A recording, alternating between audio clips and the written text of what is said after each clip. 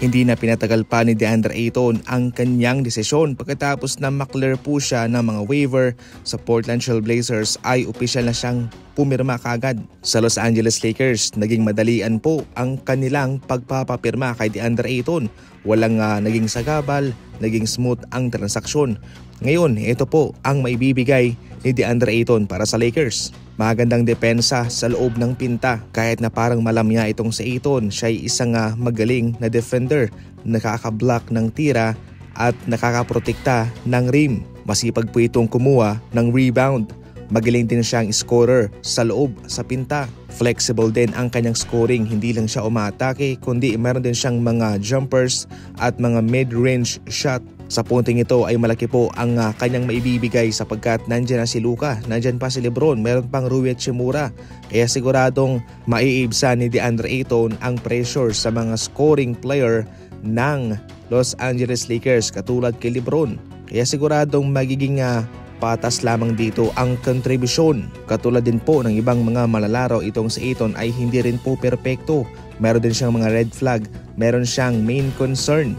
Itong patungkol sa kanyang enerhiya. Minsan malamya ang kanyang enerhiya at wala siyang focus sa mga laban. Basically, yan lang po ang issue kay DeAndre Ayton. Maliban dyan, wala na. Magiging interesting to para sa Los Angeles Lakers at yan po ang ating abangan.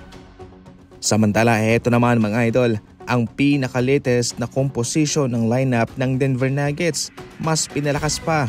Ayon sa mga eksperto, mas malakas pa sila ngayon sa Boston Celtics. Kabilang po sa mga naging busy, mga naging abala itong Denver Nuggets sa pagre-rebuild ng kanilang kupunan. Marami silang mga kinuha rito mga idol. Una po nilang pinakawalan si Michael Porter Jr. para kay Cam Johnson na siguradong kanilang ibibigay dyan sa kanilang starting lineup kasama naman si Tim Hardaway Jr. Kanilang pinabalik pa ang kanilang batikang veteranong gwadyang si Bruce Brown sa playoff nung sila'y nagkampiyon. Ito yung palaging nagbibigay ng spark sa kanila kapag sila'y napag-iwanan ng kalaban.